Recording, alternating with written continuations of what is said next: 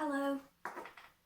So today I thought I'd show you quickly how to make some binding for round aprons or the necklines of tops or anywhere where you might need binding. So I always use scrap fabric wherever I can rather than buying the shop bought ones, and I don't tend to use a gadget. I did buy one a while ago which I mentioned in a previous video, but I've never really used it because I've always done it my own way. So I thought I'd show you how to do that today using scrap fabrics, and it's really easy, and also it's quite nice if you make a little collection of them with all your scraps so that you've got them on hand when you make something and you want a bit of bias binding. So what I'm going to use is, first of all, this piece. It's sort of a cotton mix and it's a scrap piece that I have left. And this was originally a duvet cover and I've used it for all sorts. I've made a blouse out of it and I've lined a few bags. So do keep all your scrap pieces because they always come in useful. So I'm going to make the first one with this. And what I would say is you can use smaller pieces, but because we're cutting on the bias, you will have more joins. So that's okay if you're going to be putting it on the inside. So I'm wearing a top today that has got some binding on, but it's only visible on the inside, as you can see there. Now sometimes, like with the blouse that I made the other day, you might want to fold it to the outside as well for a detail effect. And also if you're making aprons and things like that, or you might be using it on bags, you might want it to show you. So you'll really want like as few joins as possible, but if it's going on the inside, it doesn't matter. You can have lots of joins. Just snip your seams nice and small on the inside and press them, and it'll be fine, and you can still use it on the inside. So I'm going to make some with these small scraps, and I'm going to make one with this big scrap. So I'm going to cut that out in a second, but what I would like to say is if you haven't got a binding tool, a gadget for making binding, which if you're just starting out with sewing, you probably don't want to buy all these extra bits. You just want to try things and see what you like. I'd just get a piece of card, like I have here, and I've wrote on it so I know for future what this one is.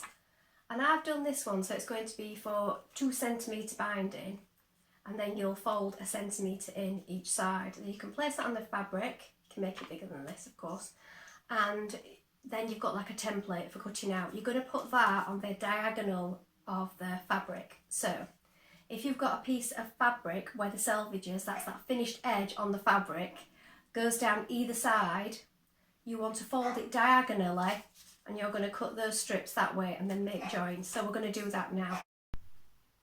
So I've got mine on the ironing board so you can see it here. So place it on, cut it one side and then the other.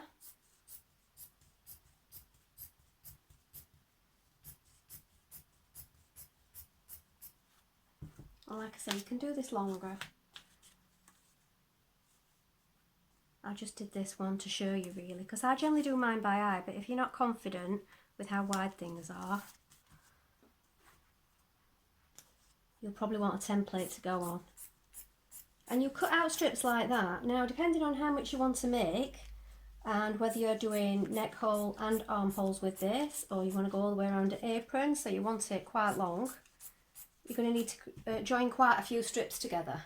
So cut those out first, all on the bias of the fabric like that, and then we're going to join them together. Right, so now you can sew them together, and what you'll find is, because you've got this bit of diagonal here, with right sides together, you find the opposite one, the other side. So sew that now with a small seam, back tack first, so it doesn't unravel.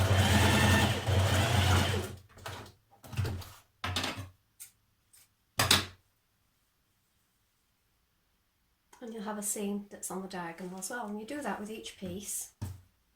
So make sure you've got it the right way up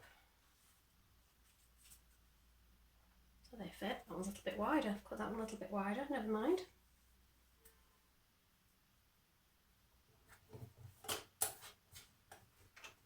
My cutting wasn't very accurate there.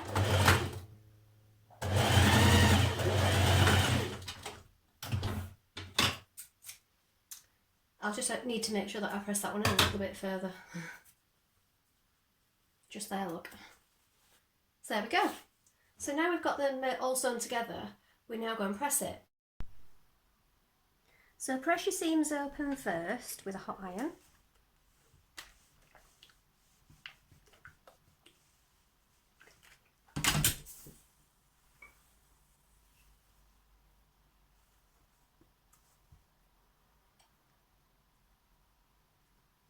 Be careful of your fingers.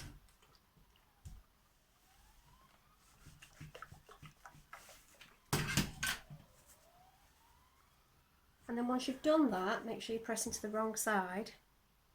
You want to press it in 1 centimetre. Now you might want to get your guide to help you with this, or you can just do it by eye. Just again, be careful with your fingers, you'll need your iron quite hot. And you do that on both sides, all the way along. Right, so once you've done all that pressing, press it on the other side as well, so it's really flat. And then what you'll end up with is a really long strip, like this, ready to be used.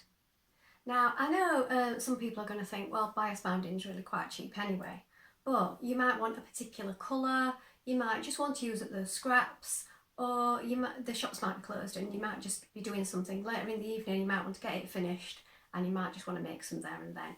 There's a whole host of reasons why you might want to make it yourself. The reason we put it on the bias is because you've got a little bit of stretch in that direction of the fabric as well. So that makes it perfect for going around curves and armholes and necklines and things like that.